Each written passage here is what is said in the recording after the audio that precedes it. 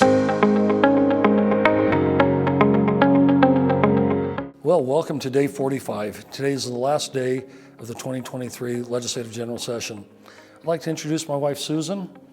For all the families of legislators, we are absent without leave 45 days of the year. We spend time up here at the Capitol.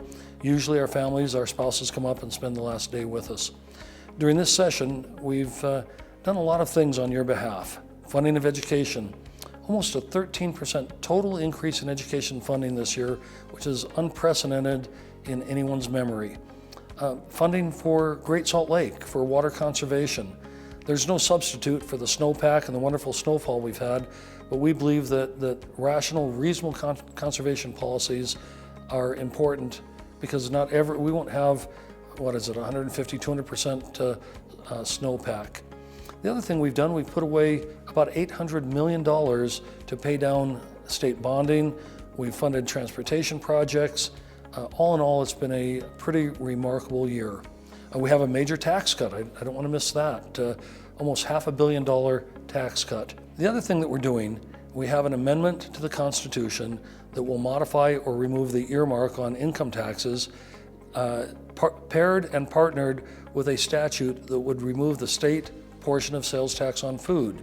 The way it works, the constitutional amendment will be on the ballot in 2024, and should the citizens pass the constitutional amendment, that will trigger the effective date of the removal of sales tax on food. The reason for tying those two together, our general fund funds everything but public education.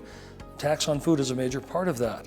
If we remove the tax on food, that reduces our general fund monies. We need to have a different revenue source to fund those programs like Parks and Rec, corrections, public safety, and a host of other state agencies. That all comes out of the general fund. We need to amend the Constitution to give more latitude on the use of income tax dollars. That's why those two are tied together. I support it. I think it's good policy. I'd recommend that you study it, and hopefully you can join me in supporting that constitutional amendment. You know, with all the raucous political debates, both here in Utah and across the country, Khosrow Somnani, the founder of Energy Solutions, actually EnviroCare, came forward and asked that we put forward a concurrent joint resolution that would establish April 12th as a one-kind act a day day.